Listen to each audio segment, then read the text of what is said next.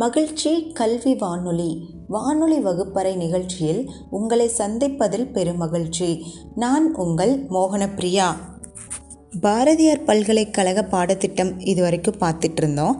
அந்த வரிசையில் இப்போ பார்க்க போகிறதும் பாரதியார் பல்கலைக்கழக தமிழ் மொழி பாடத்திட்டம் தான் பார்க்குறோம். இதுக்கு முன்னாடி 2ஆம் பருவத்தில் திருக்குறள், நாலடியார் இந்த இரண்டும் பார்த்தோம். அடுத்ததாக இருக்கக்கூடியது தேவாரம்.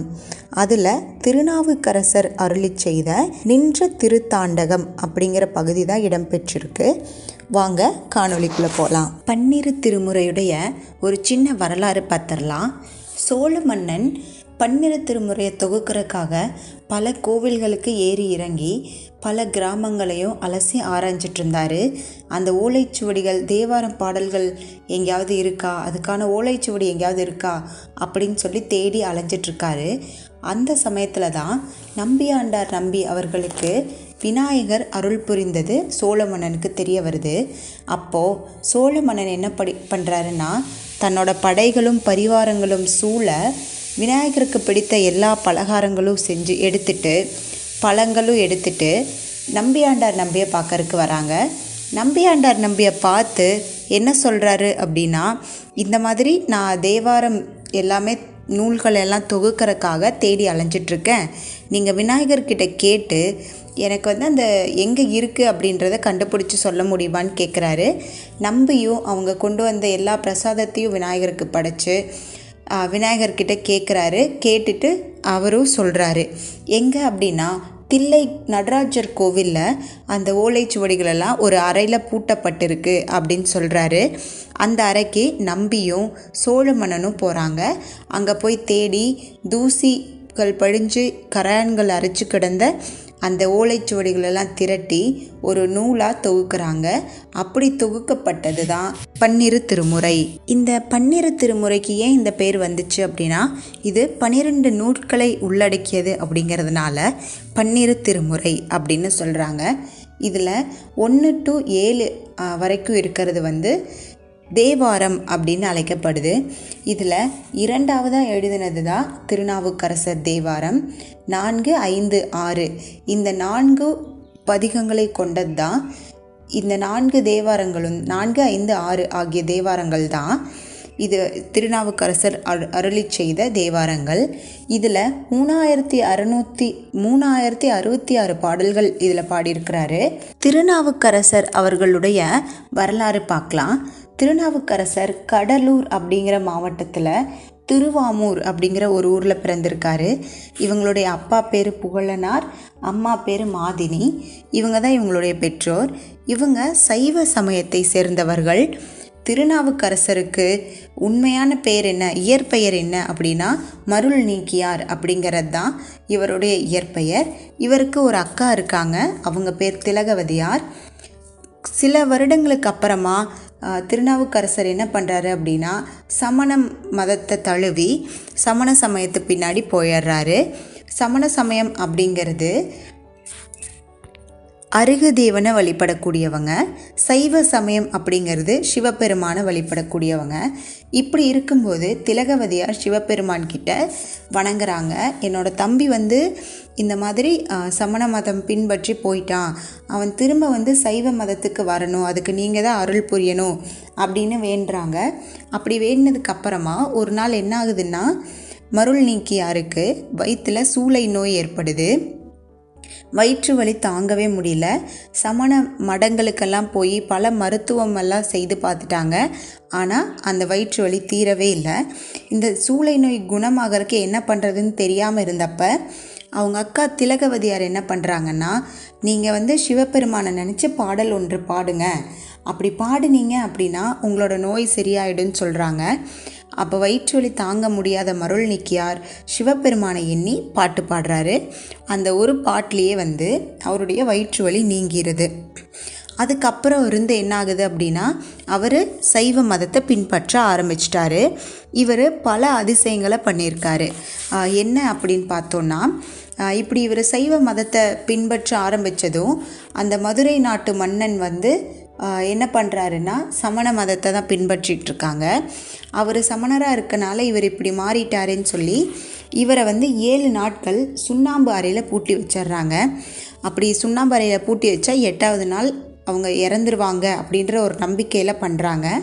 ஆனால் அங்கே போய் சிவபெருமானை நினச்சி வேண்டிட்டு பாடல் பாடிட்டு இருந்ததால் அவருக்கு எந்த தீங்குமே ஏற்படாமல் அவர் 8வது நாள் நல்லபடியாக எப்படி உள்ளே போனாரோ அதே மாதிரி வெளியே வந்தார். இதை பார்த்த மன்னன் என்ன பண்ணுறாருன்னா இன்னும் கடுங்கோபம் ஏற்பட்டு மன்னனுக்கு கடலில் கல்லை கட்டி அவரை தூக்கி வீசிடுறாங்க. அப்படி வீசினதுக்கு அப்புறமா அவர் கடலில் உள்ளே போகாமல் கடலில் மிதந்துட்டே வருவாங்க. அந்த தசாவதாரம் படத்தில் மிதந்துட்டு வருவாங்க இல்லையா, அதே மாதிரி அவர் மிதந்துட்டே வருவார். இதை பார்த்ததுக்கப்புறமா அந்த சமண மன்னர் மனசு மாறி அவருமே சிவன் அடியாராக மாறிடுவார். அதுக்கப்புறம் இவர் நிறைய தொண்டுகள்லாம் பண்ணியிருக்காரு திருநாவுக்கரசர். அப்படி பண்ணிகிட்டு இருக்கும்போது ஒரு நாள் திருஞான சம்பந்தரை சந்தித்து பேசுகிறாரு. அப்படி பேசும்போது அவர் அப்பா அப்படின்னு கூப்பிட்டதுனால இவருக்கு அப்பர் அப்படிங்கிற இன்னொரு பெயரும் ஏற்பட்டிருக்கு. இந்த அப்பர் ஒரு நாள் நிறைய கோயில்களுக்கெல்லாம் போய் பாடல் பாடி அப்படியெல்லாம் வந்துட்டுருக்கும்போது என்ன ஆகுது அப்படின்னா திருநாவுக்கரசர் நீர்ப்பந்தல், திருநாவுக்கரசர் இல்லம் அப்படிங்கிற எல்லாமே பார்க்குறாரு. பார்த்துட்டு என்னடா நம்ம பேரில் ஒரு நீர்ப்பந்தல் நடக்குதே அப்படின்னு சொல்லிட்டு அந்த பந்தல் அது யார் நடத்துகிறாங்கன்னு சொல்லி விசாரித்து அவங்கள போய் பார்க்குறாங்க. அவங்க தான் அப்பூதியடிகள் அப்படிங்கிற ஒருத்தர் தான் இதை நடத்திட்டுருக்காங்க. அப்போ அவர்கிட்ட நீங்கள் ஏன் இவர் பேரில் வச்சுருக்கீங்க அப்படின்னு கேட்கும்போது அவங்க சொல்கிறாங்க, சிவனை வழிபடுற எல்லாருமே எனக்கும் கடவுள் மாதிரி அப்படின்னு சொல்கிறாங்க. சொன்னதுக்கப்புறமா என்ன ஆகுது அப்படின்னா நான் தான் அந்த திருநாவுக்கரசர் அப்படின்னு சொன்னோன்னே இது வரைக்கும் யாருனே திருநாவுக்கரசர்னு தெரியாமல் பேர் வச்சுட்டு இருந்தவர் இப்போ அவரை பார்த்தோன்னே காலில் விழுந்து வணங்கி வீட்டிற்கு சாப்பிட்றதுக்கு கூப்பிட்றாரு. அப்படி கூப்பிட்டதுக்கப்புறமா வர்றேன், பக்கத்தில் இருக்க சிவன் கோவிலுக்கு போய் நான் தரிசனம் பண்ணிவிட்டு வீட்டுக்கு சாப்பிட வரேன்னு சொல்லிடுறாரு. அது கேட்டு சந்தோஷப்பட்ட அப்பூதியடிகள் வீட்டுக்கு போய் சமையல் வேலையெல்லாம் பார்க்க சொல்கிறாரு அவங்களோட மனைவி கிட்ட.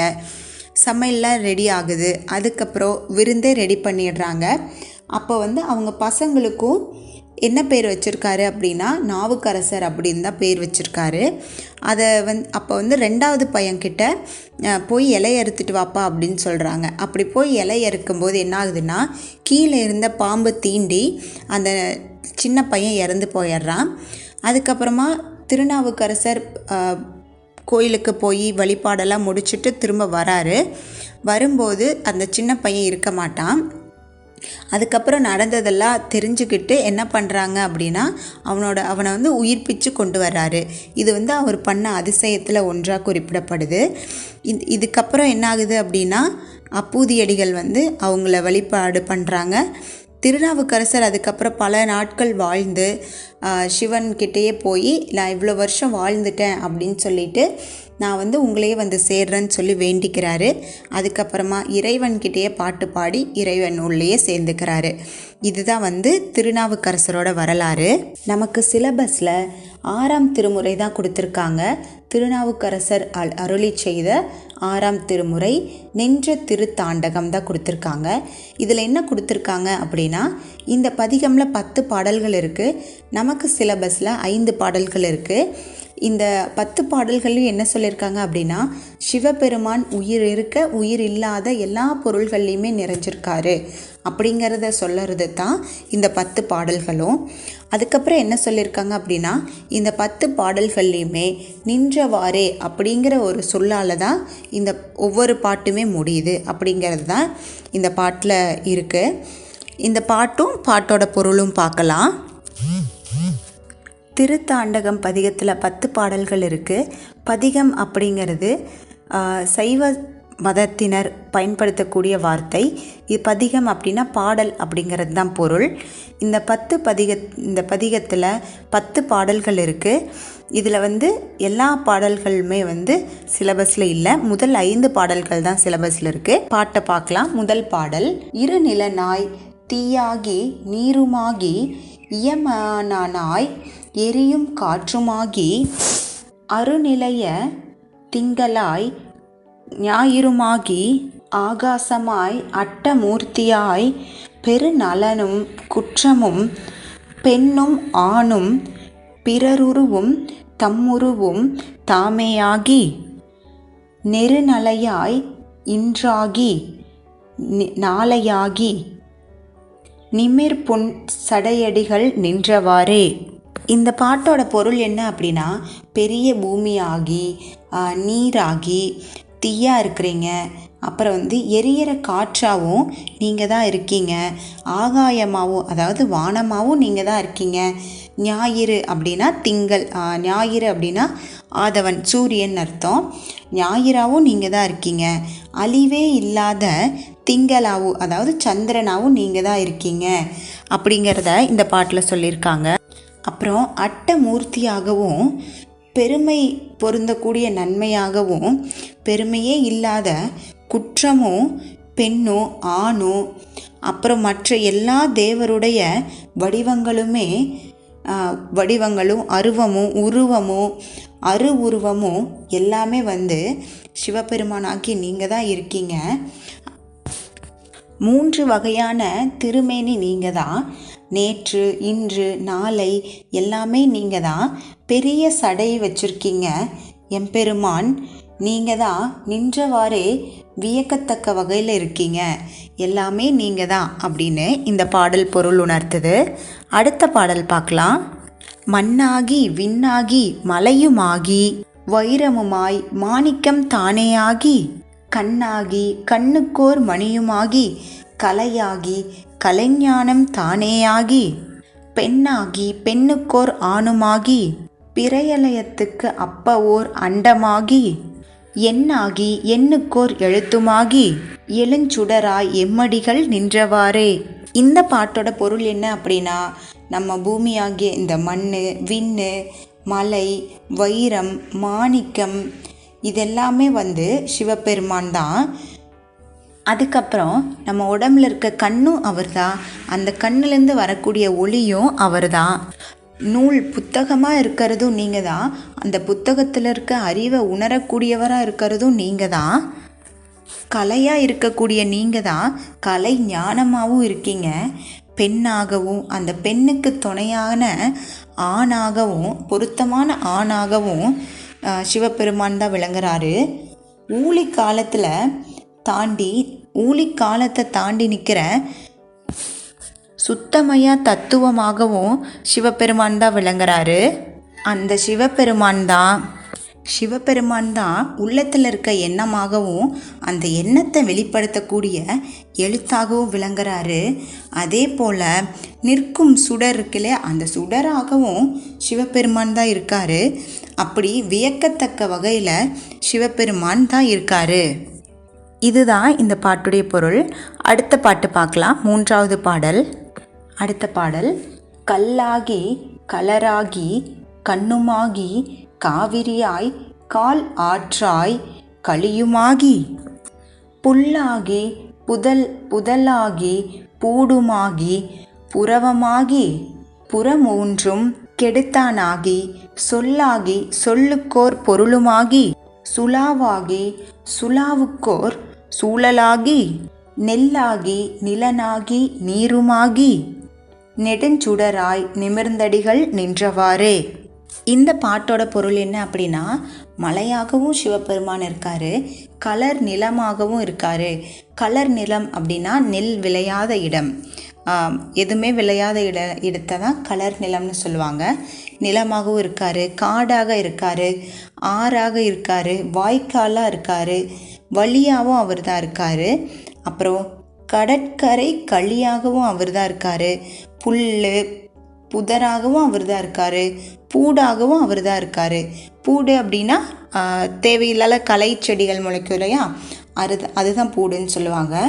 அப்புறம் நகராகவும் அவர் தான் இருக்காரு, புறமாகவும் அவர் தான் இருக்காரு. அப்புறம் சொல்லாகவும் நம்ம பேசுகிற சொல்லாகவும் அந்த சொல்லுக்கு பொருந்திய பொருளாகவும் அவர் தான் இருக்காரு. நம்ம செல்லக்கூடிய பாதை, போயிட்டு வரக்கூடிய பாதை அப்படிங்கிறது எல்லாம் போகிறதும் அவர் தான், வர்றதும் அவர் தான். அப்படி போகக்கூடிய பாதையும் அவராக தான் இருக்கார் அப்படிங்கிறது இந்த பாட்டில் சொல்லியிருக்காங்க. நிலமாகவும் நீராகவும் நெல்லாகவும் நெடிய ஒளி பிளம்பாகவுமே அவர் தான் இருக்கார் சிவபெருமான். இதெல்லாம் பார்க்கும்போது அவர் நின்றவாறு இதெல்லாமே காட்சி தரும்போது வியக்கத்தக்க வகையில் இருக்குது அப்படின்றத இந்த பாடல் மூலிமா குறிப்பிட்டிருக்காரு நாவுக்கரசர். அடுத்த பாடல் பார்க்கலாம்.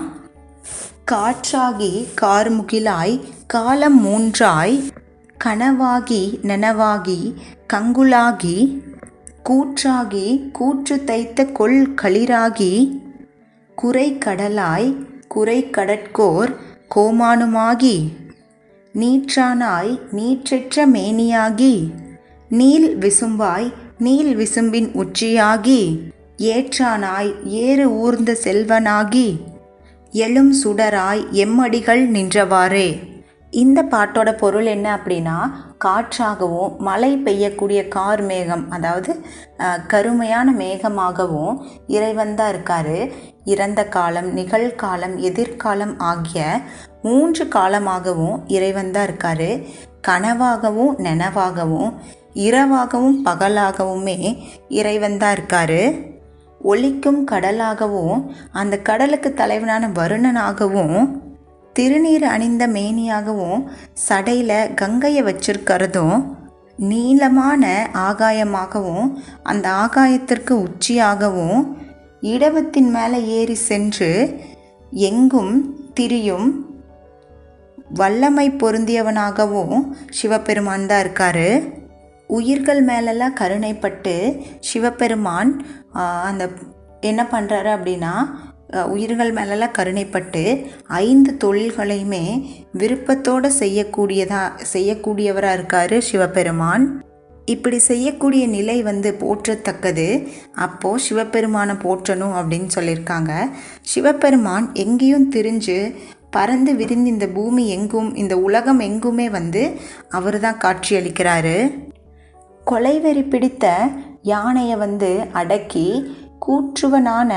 கூற்றுவனை உதைத்து தனது அடியானான மார்க்கண்டேயனை எப்படி காப்பாற்றினாரோ அப்படி காப்பாற்றின உள்ளம்தான் கருணை உள்ளம் கொண்டவர்.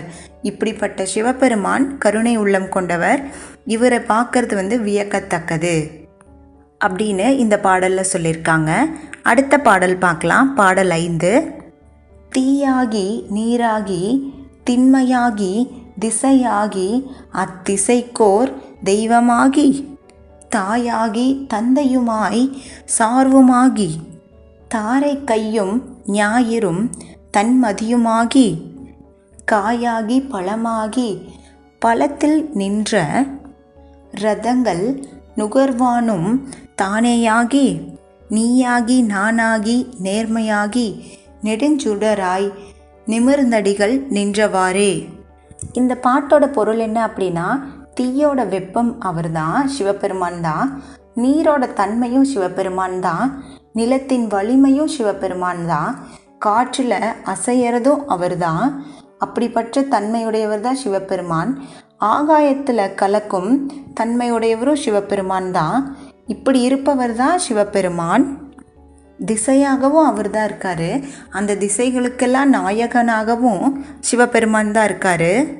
அப்புறம் எல்லா உயிர்களுக்கும் தாயாகவும் தந்தையாகவும் எல்லா உயிர்களும் பற்றி கொள்ளக்கூடிய ஒரு கோடாகவும் விண்மீனாகவும் சூரியனாகவும் அதுக்கப்புறமா குளிர்ச்சி பொருந்திய சந்திரனாகவும் செடி கொடி எல்லா மரங்கள்லே காணப்படுற காயாகவும் பழமாகவும் சிவபெருமான் தான் இருக்கார். அந்த பழத்தில் இருக்க சுவையாகவும் அவர் தான் இருக்கார். அந்த சுவையை நுகரக்கூடிய உயிரினமாகவும் அவர் தான் இருக்கார். நீ நான் அவன் அப்படின்னு சொல்லக்கூடிய தன்மை முன்னிலை படற்கை ஆகிய இந்த 3மாகவும் சிவபெருமான் தான் இருக்கார். சின்னதாக நுண்ணிய பொருளாகவும் அவர் தான் இருக்கார். நீண்ட ஒளிப்பிளம்பாகவும் சிவன் தான் எங்கும் பரவி இருக்கார். இப்படிப்பட்ட சிவபெருமானோட நிலை மிகவும் வியக்கத்தக்க வகையில் இருக்குது. இப்படி வியக்கத்தக்கவர் தான் எம்முடைய சிவபெருமான் அப்படின்னு இந்த பாட்டில் சொல்லியிருக்காங்க. இந்த 5 பாடல்களும் தான் பாரதியார் யூனிவர்சிட்டி தமிழ் பாடத்தோட சிலபஸில் இருக்குது. திருநாவுக்கரசர் அருளி செய்த 6ஆம் திருமுறையில் இருக்க நின்ற திருத்தாண்டகம் உங்களுக்கு புரிஞ்சிருக்கும்னு நம்புகிறேன். மகிழ்ச்சி வானொலியுடன் தொடர்ந்து இணைந்திருங்கள். நான் உங்கள் மோகனப்பிரியா. அடுத்த காணொளியில் சந்திப்போம். நன்றி.